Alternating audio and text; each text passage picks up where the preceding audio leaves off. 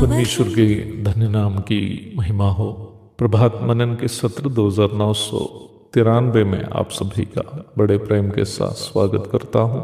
आइए आज के मनन के लिए हम पढ़ते हैं प्रकाशित वाक्य अध्याय 14 पद 1।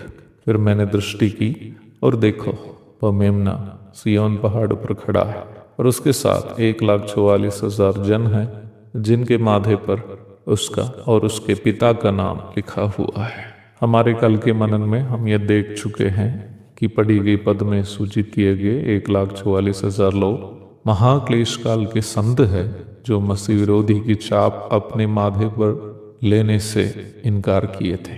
पद में जब हम उन्हें सिय्योन पहाड़ पर मेमने के साथ देखते हैं तो ये सूचित करता है कि वे शहीद हुए और जिस प्रभु के लिए वे शहीद हुए उनके पास पहुंच गए। पौलुस ने कितना स्पष्टता के साथ कहा था, यदि हम उसके साथ मर गए हैं तो उसके साथ जिएंगे भी, यदि हम धीरज से सहते रहेंगे तो उसके साथ राज भी करेंगे, यदि हम उसका इनकार करेंगे तो वो भी हमारा इनकार करेगा। दूसरा तीमुथियुस 2:11 और 12। जब हम प्रकाशित वाक्य 20:4 की ओर आते हैं, वहाँ इन संतों को मिलने वाली धन्य सौभाग्यता के बारे में इस प्रकार पढ़ते हैं। फिर मैंने सिंहासन देखे और उन पर लोग बैठ गए और उनको न्याय करने का अधिकार दिया गया। मैंने उनकी आत्माओं को भी देखा, जिनके सिर यीशु की गवाही देने और परमेश्वर के वचन के कारण काटे गए थे, और जिन्होंने न उस पशु की और न उसकी मूर्ति की पूजा की थी और न उसकी छाप अपने माथे और हाथों पर ली थी। वे जीवित होकर मसीह के साथ 1000 वर्ष तक राज करते रहे। यहाँ प्रकाशित वाक्य का अध्ययन शुरू से प्रभात मनन के द्वारा करने वाले भाई बहनों के मन में एक संदेह आने की संभावना है।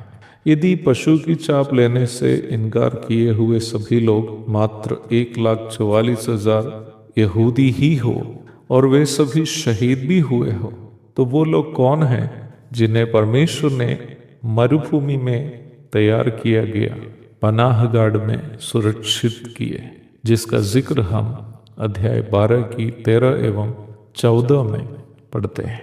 निम्न बात को समझने के लिए हमें अध्याय 12 की 17 भी पढ़ना है, जहाँ हम इस प्रकार पढ़ते हैं, तब अजगर स्त्री पर क्रोधित हुआ और उसकी शेष संतान से, ध्यान दीजिएगा, उसकी शेष संतान से जो परमेश्वर की आज्ञाओं को मानते हैं और यीशु की गवाही देने पर स्थिर लड़ने को गया।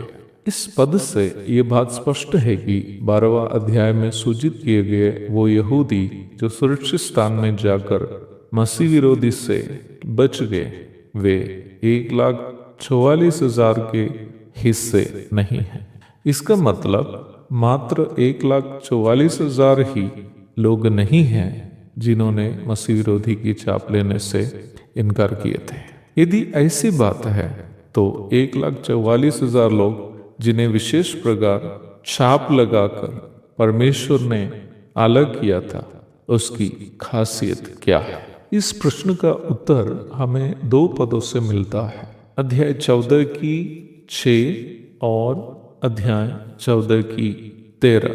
इन दोनों पद से हमें स्पष्ट रूप में ये जानकारी मिलेगी कि 1,44,000 लोगों को प्रभु ने विशेष रूप से छाप लगाकर अलग क्यों किया है। निम्न पदों से हमें अवश्य इस जानकारी मिलती है कि महाक्लेश काल में सुसमाचार सुनाने के लिए परमेश्वर के द्वारा निम्न 1,44,000 लोगों को चुने थे। लेकिन कौन सा सुसमाचार? सुसमाचार सुनकर तो लोग उद्धार पाकर कलीसिया का सदस्य बनते हैं ना। महाक्लेश काल में कलीसिया तो नहीं है। फिर इस 1,44,000 लोग कौन सा सुसमाचार सुनाने वाले हैं?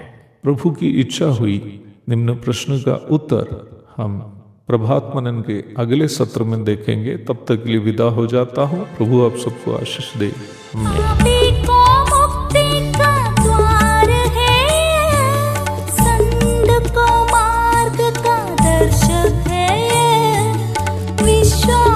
करते हैं उसके लिए अनंत जीवन का साधन है ये है वचन, प्यारा वचन, यीशु मसीह का प्यारा वचन।